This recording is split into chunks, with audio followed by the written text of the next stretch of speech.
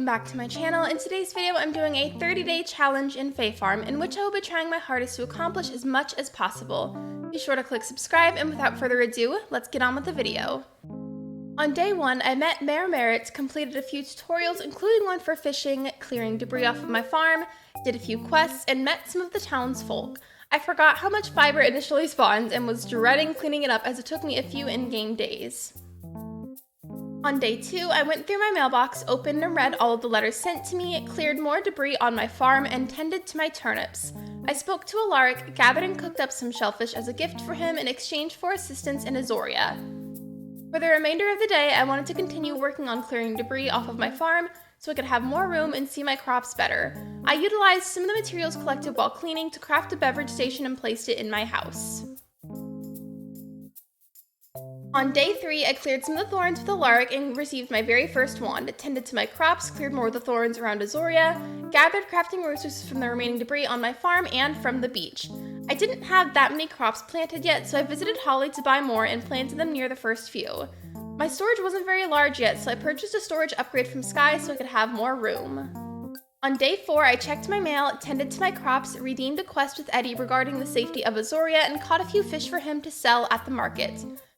Periodically, I have also been selling and cooking miscellaneous spare resources such as the huckleberries I find on bushes, as cooking makes them worth more, and selling them is an easy way to make extra money. I visited the saltwater mines in hopes that I could go inside. I couldn't visit yet, but I wanted to check anyways. On day 5, I checked my mail again, tended to my crops, and bought my first chicken. Eddie told me to speak to Cleo so I could begin working on the process to unlock the mines. This involved preparing and cooking meals. While everything cooked, I returned to clearing debris from my farm as there was still quite a lot left. Cleo explained the importance of crafting and placing seals in the mines, and off I went to start mining. I was mainly there to get copper for the seals, but I was also able to gather spare resources that would later get used.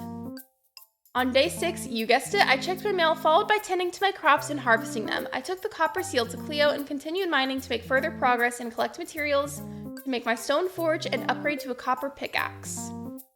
On day 7, I tended to my crops, upgraded my pickaxe to a copper version, and went mining to begin gathering iron ore to make into ingots for another upgrade.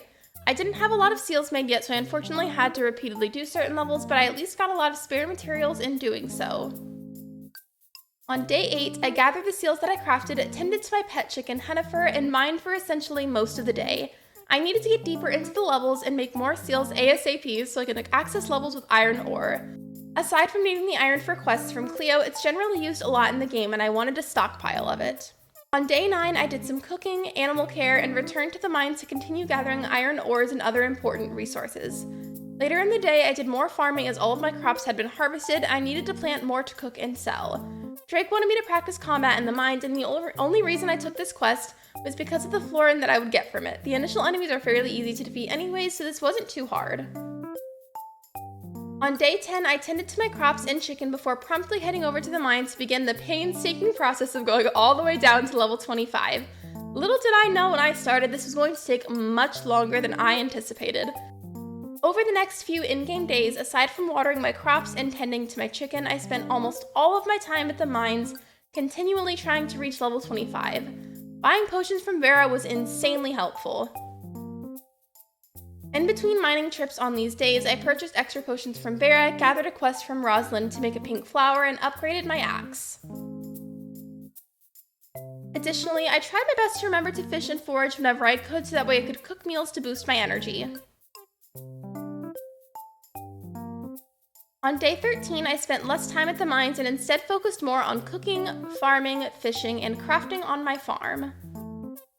On day 14, I returned to the mines after tending to my farm and pet chicken. At the time, I hadn't gotten very far and still had a long way to go, but I was determined and persistent. On day 15, I did the morning farm routine, checking on anything I had cooking or crafting overnight, watering my crops, and feeding my pet chicken. Promptly following my routine, I returned to the mines once more to try and reach level 25. And finally, at long last, I finally got there and was able to start teleporting directly to it from the first level. I spent the rest of the day doing what I could to fulfill Neppy's request. On day 16, I did my morning routine on the farm, attempted to go fishing, ideally wanting some sardines for Neppy, and had gone fishing near the farm, forgetting that the fish that aren't the sardines are not what the game meant when it asks you to get steamed fish. I didn't have a cooking hearth yet, so in between getting what I needed for Neppy, I also gathered materials to craft the hearth. On day 17, I did roughly the same as the day prior, doing anything that needed to be done on my farm and searching for more coral, sand dollars, and fish for Neppy. I also crafted a gem polisher so that way I could finally polish crystals and sell them for a higher profit. On day 18, I tended to my farm and sold the polished gemstones that I had crafted the day prior. Afterwards, I visited Neppy to deliver all of the items I had cooked and collected for the Whirlpool quest, and later upgraded my shovel, scythe, and watering can. On day 19, I had finally unlocked the Vortex spell and could start clearing some of the mist around Azoria. After tending to my farm, I did some questing that involved speaking to the NPCs and cleared some of the dark mist. Eddie gifted me his old farm home and land in return for fixing the Whirlpool issue. On day 20, I received a message from the Wisp Mother via dream asking me to visit her. After I got my farm dailies completed, I cleared more of the mist and spoke to her about Neppy, the Whirlpools, and what I needed to gather to receive wings. Once everything was crafted, I began searching for butterflies to make into flutter dust and unfortunately couldn't find any due to the rain.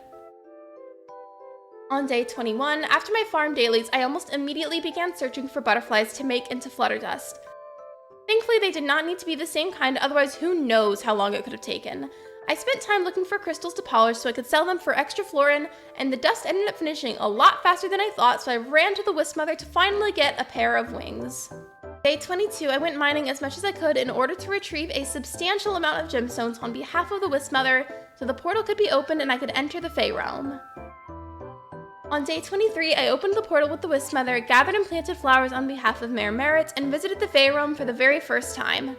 I spoke to a few of the characters there and did a bit of exploring. On day 24, I cared for my crops and pet chicken and made sure to visit the Fae realm again as soon as I could to continue gathering materials for making the potion ingredient station and the Fae critter conservatory. I also made sure to upgrade my axe and scythe to an iron version to ensure I could gather what I needed at the Fae realm.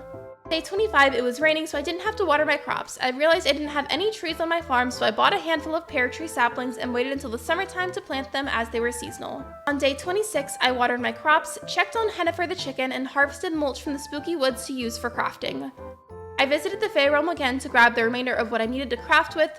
Before saving the day, I was able to craft some steel-cut clover to later use for the potion station. On day 27, I realized I still needed one last thing for the potion from the Fae realm, so after watering my plants and crops, I visited the Fae realm to look for green bloblins. On day 28, I did my farm care dailies and was able to at long last craft the Fair Breath potion. While it was brewing, I made sure to water my flower garden as I hadn't yet. After bringing the potion to Bellerandi, I was assigned to the quest to work on floating ruins. I chose to work on crafting a ton of meals over the next few days as I wanted to make sure I felt prepared to visit the ruins alone. I also bought a few items from Mayor Merritt to decorate my home with. On day 29, it was the first day of summer season. I checked my mail, cleared away debris from the old crops, and new debris that had spawned on various areas of my farm overnight. Future Lexi speaking here to let you all know that my computer was in a silly goofy mood and spontaneously deleted footage from day 29, but I had sold a few things and cleaned up my farm. On day 30, it was the final day of my challenge. I'm honestly really proud of how much I was able to get done, especially considering I've never done a challenge or video like this at all ever. I'd sold some of my foraged blueberries and shellfish and headed home to care for my farm. And that is going to be the end of today's video. Please let me know in the comments if there's any other games I've played that you'd like to see me try this with or a similar challenge. Be sure to click subscribe and like this video if you haven't already, and I'll see y'all next time for another video. Bye everyone!